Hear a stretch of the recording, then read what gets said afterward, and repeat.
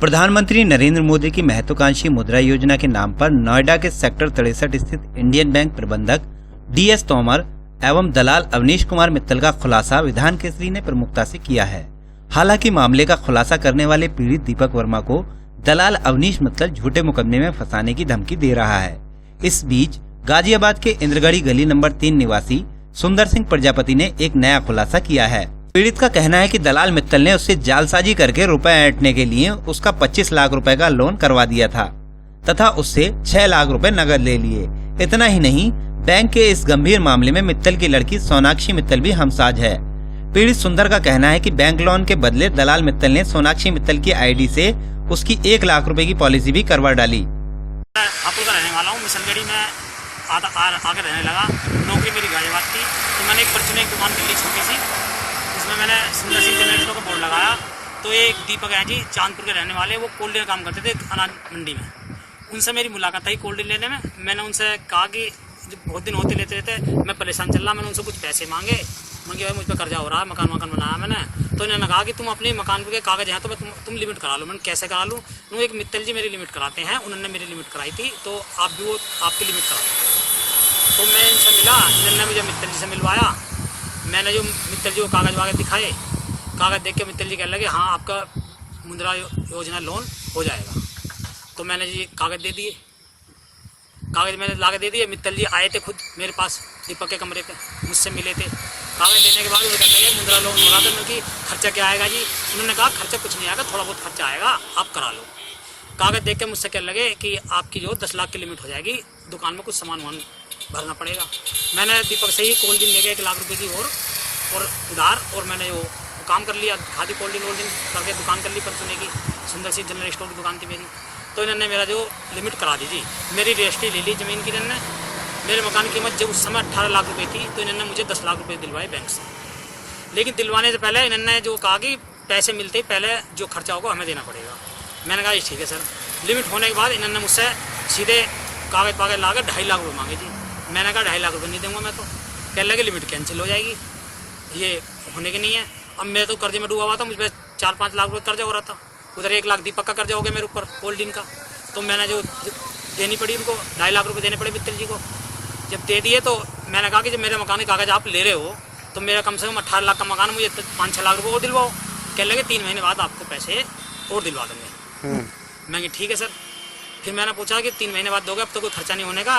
कह रहे अब कोई खर्चा नहीं होने का, थोड़ा बहुत खर्चा होगा आने जाने का, वो कोई बात नहीं हो जाएगा। मैंने कहा चलो ठीक है जी। तो इन्होंने 3 महीने बाद मेरे जो है फिर मुझसे ITR भरवा ली इन्होंने 117 की, 4,40,000 की, 4,40,000 की। उसमें मैंने 35 रुपये टैक्स भी जमा करा।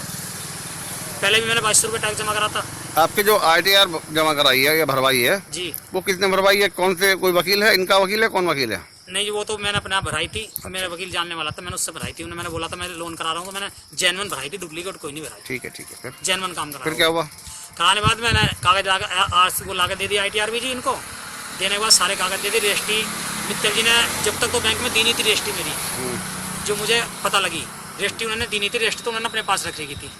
जब मैंने उनसे 6 लाख रुपए की बात करी तो उन्होंने मेरे को सीधी 25 लाख का लोन कराया। फिर 15 लाख की लिमिट बढ़ा दी मेरी। मैंने कहा सर ये तो बहुत ज़्यादा हो जाएंगे। कह रहे कोई बात नहीं, कुछ पैसे तू हमको दे दियो, हम तुझे जरूरत पड़ेगी तो दे देंगे। मैं चलो ठीक है, काम चलेगा तो मैं दे दूँगा। अब मैंने जब पैसे ले लिए, लिमिट 50 होगी। कहने लगे मैं कि चेक बुक, कहने लगे 3 चेक दो मेरे को। तो 3 चेक उन्होंने दीपक के हाथ मुझसे ले लिए 1 लाख रुपए के। किन पे 1 लाख भरते? मैंने कहा सर ये काहे के हैं? जितने पहले लगे इतने ही पैसे लगेंगे।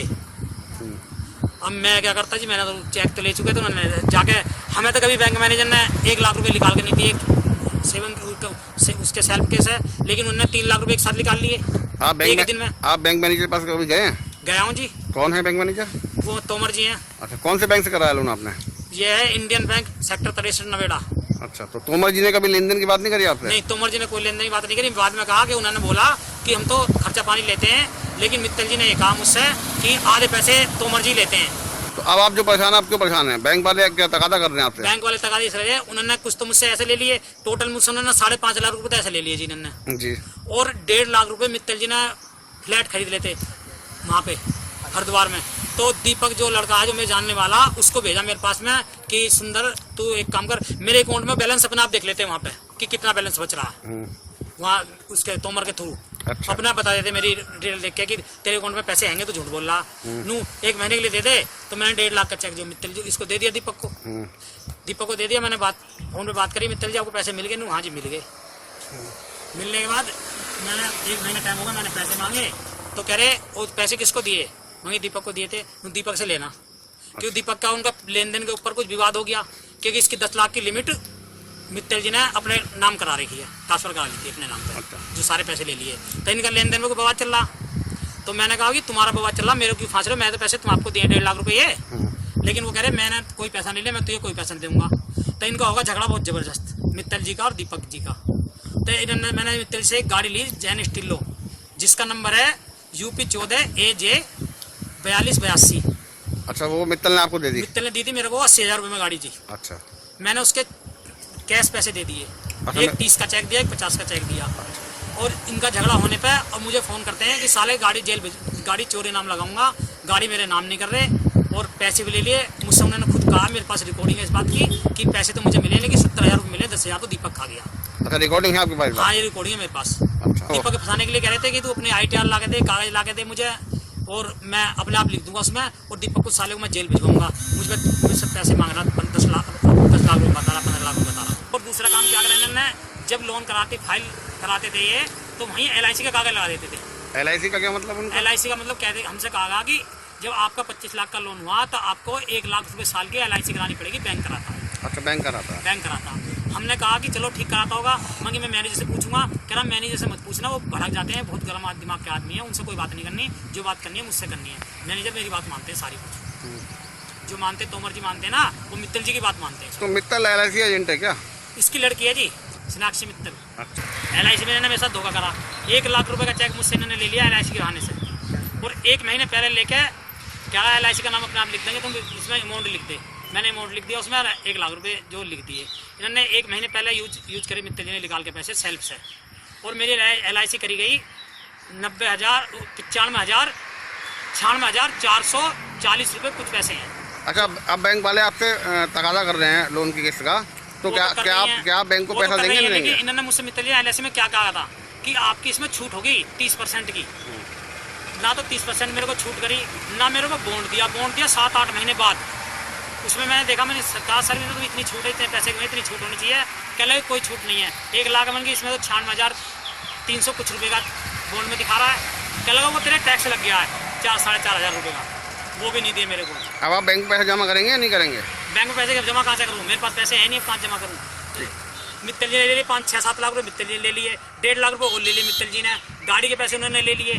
गौरतलब रहे इस मामले में सतीश शर्मा, दीपक वर्मा के बाद अब सुंदर ने कैमरे के सामने आकर बैंक प्रबंधक तोमर व दलाल अवनीश मित्तल सहित उसकी पुत्री सोनाक्षी मित्तल के कारनामों का खुलासा कर दिया है। लेकिन पीड़ित सिर्फ यही नहीं है, इनकी संख्या दर्जनों के पार है।